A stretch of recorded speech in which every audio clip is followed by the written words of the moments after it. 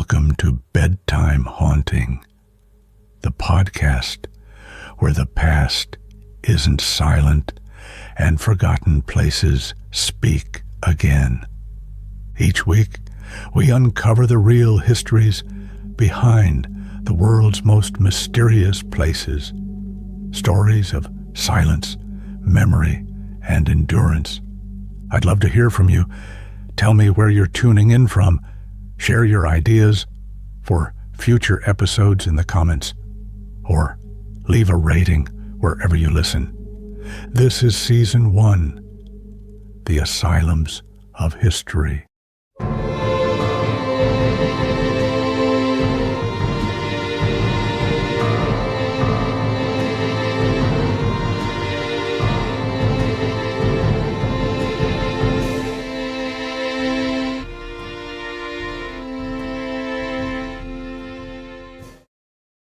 Rain drifts softly over Ballinasloe, where St Brigid's Hospital stood from 1833 to 2013. The rain has washed these fields for almost 2 centuries, tracing the same low walls that once enclosed a world apart.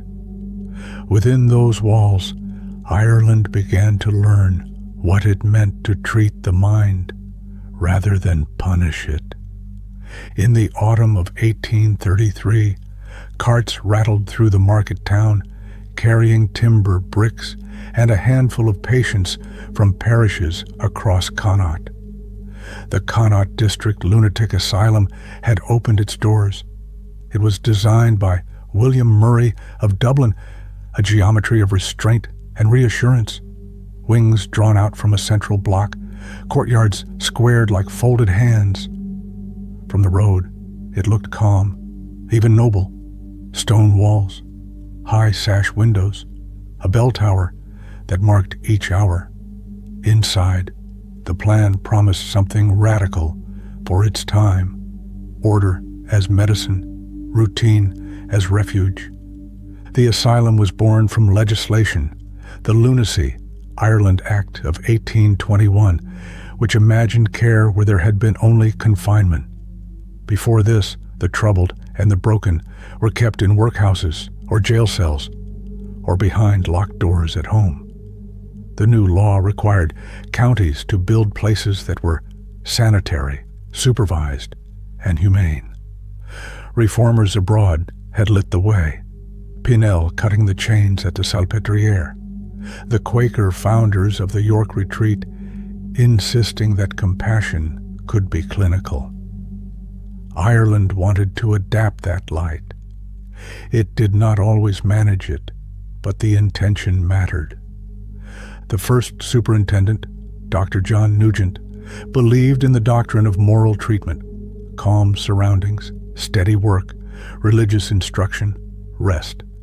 Patients woke at 6, cold water at the basins, linen uniforms tied at the waist, chapel at 7, breakfast at 8, porridge milled from oats grown on asylum land. The day unrolled in measured hours: gardening, mending, sweeping, weaving. A bell marked each change. Evening prayer, then lights out at 9. The rhythm was not merely schedule. It was an argument about what a mind needs to find its footing again. Order was health, idleness, danger. For a time, optimism worked like a salve. Magistrates filed reports that sounded almost proud. Families came on Sundays, eyes searching faces on benches in the day room. Staff trained one another in the hallways. Older nurses showing younger ones where to stand during agitation, how to speak slowly when the world inside someone's head was too loud. The asylum bought grain and coal from local suppliers. It hired masons, carpenters, seamstresses, cooks. A place for the mad also became a place of employment, which meant the town had a stake in the idea that care was possible. But even in the early years, the edges frayed. County funds arrived late. Blankets wore thin by February. Candles were counted out like coins. The district had one surgeon for miles, and he came at speed by cart when winter roads allowed. Some patients went home and returned again within months, their pain unchanged, their families exhausted. Still, the staff persisted, scrubbing floors with lye until their hands cracked, cataloging each admission in careful ink, believing that tidiness was a kind of mercy. Outside the walls, Ballinasloe lived its cycle. Fairs were held, horses stamped and snorted in the mud, children on errands glanced toward the bell tower as if the building itself were listening. The chapel bell carried across the meadows on still evenings and mixed with the low sound of cattle. The asylum was both apart and central, a presence that organized the horizon. By 1840, the numbers had surpassed the plan. 200 people in a place built for 150. Cots slid into corridors, storerooms converted to dormitories. Inspectors wrote that the overcrowding proved need, and need proved progress, which was one way of excusing the press of bodies. The ledgers from those years read like a litany of brief substitutions. Mary, 32, Tuam, melancholia. John, 16, Roscommon, idiocy from birth. Ellen, 45, widow, mania. Each entry short as breath, each a life reduced to a word that stood in for suffering no paper could hold. Then the blight came. In 1845, the leaves blackened and curled, and the smell from the fields traveled faster than the news. The hospital became an unintended shelter as families begged for admission, not just for those whose minds had broken, but for those who had reached the thin line where hunger, grief, and confusion make ordinary life impossible. Within months, the population swelled. By 1852, over 400 slept in wards built for far fewer. Wooden cots touched side to side. The air smelled of damp wool and soap. Nurses, local women trained by necessity, worked from dawn to darkness, and then some. They came from the same parishes as the people they tended. They knew the names that never reached the ledgers. The child who died of fever, the field that failed, the rent unpaid. Food was rationed, then thinned. Stew became broth, bread stretched with cheaper flour. Patients who could work were put to work, digging, weeding, boiling linens, mending. Labor was therapy because labor kept hands steady and eyes occupied. For those who could not, there were tasks measured in minutes. A pile of buttons to sort, carded wool to tease, cutlery to polish. It seemed small from a distance. It mattered up close. Dr. Nugent wrote his reports with a steady, official hand. Outbreaks controlled by limewash and prayer. Deaths tallied with the detachment of arithmetic. Between the lines you can hear the exhaustion. Moral treatment could not conjure calm out of famine. The hospital was suddenly half hospital, half refuge, stretched across roles it could not fulfill and would not abandon. After the worst years, the railway arrived. Coal came by train, bricks too. New wings rose from the fields, red against a green. Patients mixed mortar, carried hod, laid courses under a mason's eye. Labor remained medicine. Medicine remained hope. The farm expanded to 5 acres, potatoes, cabbage, oats, cows for milk. Inspectors noted that patients who worked outdoors displayed a remarkable tranquility. Those who could not handle tools, folded linens, shelled peas, stitched seams. Everyone had a duty. Duty tethered the drifting. Inside, the bell still ruled the hours. Porters ran messages up and down the corridors. Laundresses leaned over vats where water boiled and steam clouded their hair.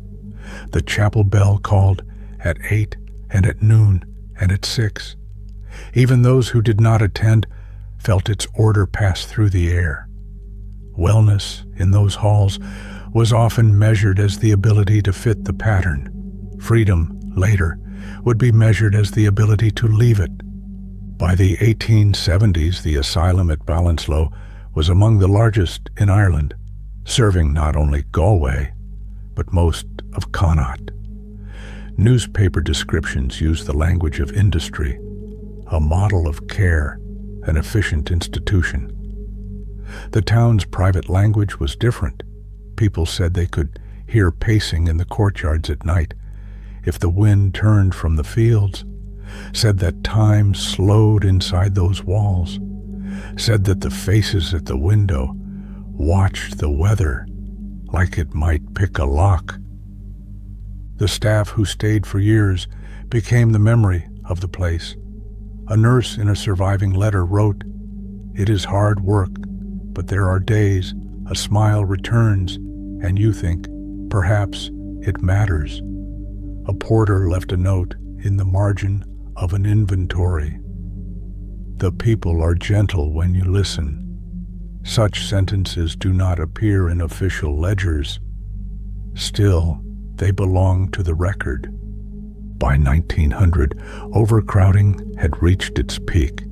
840 beds, more than 1,100 people. Some slept on straw in hallways. Attics leaked in winter. At night, 2 attendants might watch a whole wing. At that ratio, cure and custody looked similar. Restraint was still used. So were herbal sedatives and strong rooms where the walls were padded. Yet the days were not without tenderness. Someone humming the Sally Gardens at a bedside, the smell of bread from the kitchen on Sundays. A doctor who read aloud because he had nothing else to offer that would quiet a room. The century's medicine was a patchwork of good intentions and incomplete knowledge. The people inside it were more than either. Names changed before practices did.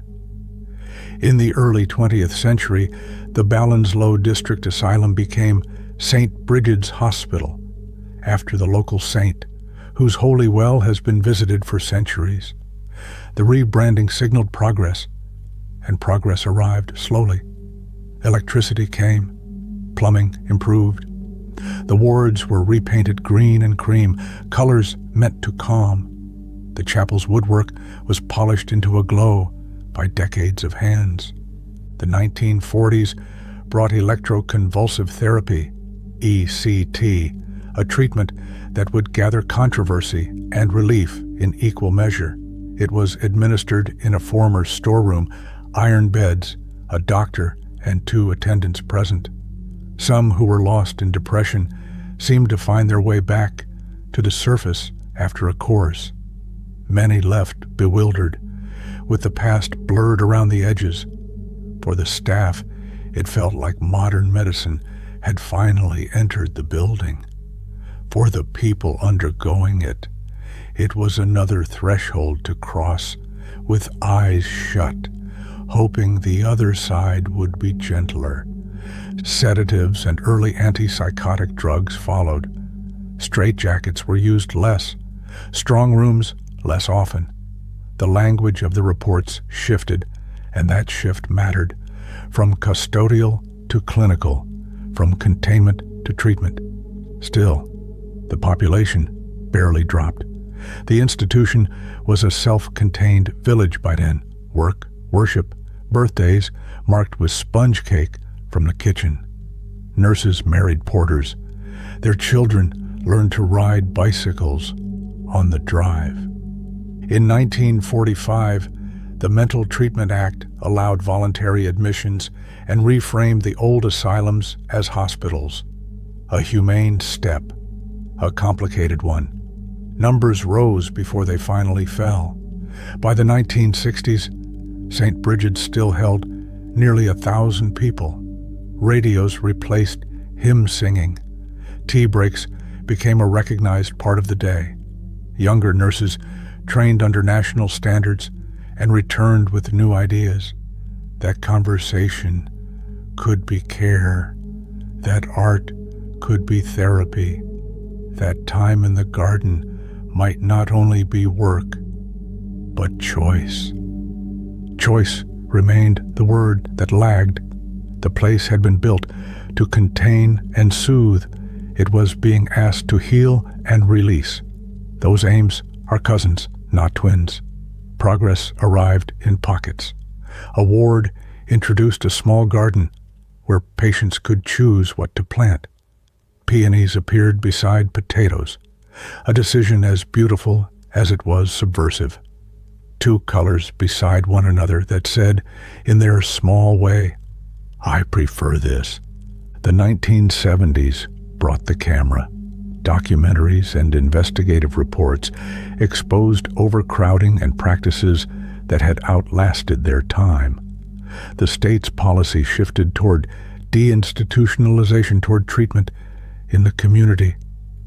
Wards closed one by one. Younger staff moved to city hospitals. Social workers helped long-term residents find places in group homes and sheltered accommodation. For some, a door opened onto a street that felt strange after 30 years of corridors. For others, the hospital had been home because it was where friends lived and where the chapel bell could still be heard at 8, noon, 6. A retired nurse would later say, "When the wards emptied, it was as if part of Ballinasloe went quiet." The 1980s replaced machines with brushes. Art therapy leaned into color where restraint had once leaned into control. Day rooms filled with sketches of fields and cottages. The same hands that had shelled peas drew foxgloves in a plastic cup. It did not heal everything. It mattered anyway. By the 1990s, the institution was a shadow of its former size. Paint peeled from corridor walls. The boilers shuddered. The geraniums on windowsills still bloomed red against glass that rattled in the wind. The government recognized the site's historical significance in 2000. The word monument does not mean the same thing to those who worked there and those who write about it. To the former, recognition was complicated relief. The building's history would be told. The memories inside it would not. The final ward closed in 2013. A small ceremony was held in the dining hall. Candles stood in saucers. Someone wound the dayroom clock to noon and let it stop. The keys were handed over to the health board. The door is locked. Outside, drizzle softened the sound of shoes on gravel as people walked away. In that pause, what persisted was ordinary. The smell of rain on warm stone, the gray of the river suck under a low sky. A town resuming its day. Today, the site stands mostly quiet. Ivy climbs red brick. Windows gape where panes once held the light. Pools form in roofless wards and mirror the weather. The chapel is still there. Its bell is silent. Its pews carry marks from 100 years of hands. Developers propose futures. The town considers them, not because the place is empty, but because it is full of stories that do not fit into blueprints. People still slow at the gates. Some had relatives who worked there, others relatives who lived there. The line between care and custody blurs with distance, as all complicated things do. But there are details that refuse to blur. The smell of lye from the laundry, the steam that hung above the vats, a nurse's cardigan that always smelled faintly of lavender, the note a porter left in a ledger margin that no one erased. The people are gentle when you listen. St Brigid's mirrors Ireland's own slow education in mental health, the early hope of order, the mid-century belief in science, the late-century insistence on dignity. A place can mean more than one thing at once. This one often did. Hope and hardship, tenderness and control, a refuge and a boundary. Over 180 years, thousands passed through, and each of them bent the needle of the story a degree. It is easy to talk about buildings and forget the weather of a day. But if you stand outside the main entrance now and face the fields, you can hear why the routines were arranged as they were. Morning light on the eastern wing, the sound of boots on the yard, the chapel bell measuring the day like a ruler laid along a seam, a patient leaning in a doorway to feel the rain on the back of a hand, a nurse counting out medicine into little glass cups. It is the intimacy of the ordinary that endures when the language of policy and reform recedes. Here is a truth that institutions teach, whether they intend to or not. The mind is not a machine you reset by force. It is a weather system. It changes with pressure and light. It needs time and shelter, and sometimes simply a person who will sit near and say nothing for a while. St. Brigid's did not always understand this. Sometimes it did. Often it tried. The modern world prefers conclusions, lessons to carry away, a sentence that tidies the past into a shape that sits easily in the hand. But the legacy of a place like this is not tidy. It is layered. It asks you to hold contradictions without letting them cancel one another. The hospital restrained and released. It harmed and helped. It was a workplace and a world. It was a chapter in a national story and the entirety of an individual life. Stand at the gate at dusk, and it is not ghosts you feel. It is the simple endurance of people who did their best with what they had, and sometimes their best was not enough, and sometimes it was. The rain drifts as it always has. The ivy threads the brick as it always will. The chapel keeps its silence the way a person keeps a promise, not loudly, but with the weight of time. If you listen, you can still hear the bell that is not ringing. You can hear the footstep that is not falling. You can hear the hush at the end of a visiting hour when a door closes softly and the day resumes its shape. Memory lingers here, not to accuse, but to insist that we remember the difference between order and kindness, and how fragile the path between them can be. Somewhere in the town, someone passes an old key in a drawer and does not throw it away, because you never know what doors the future will value.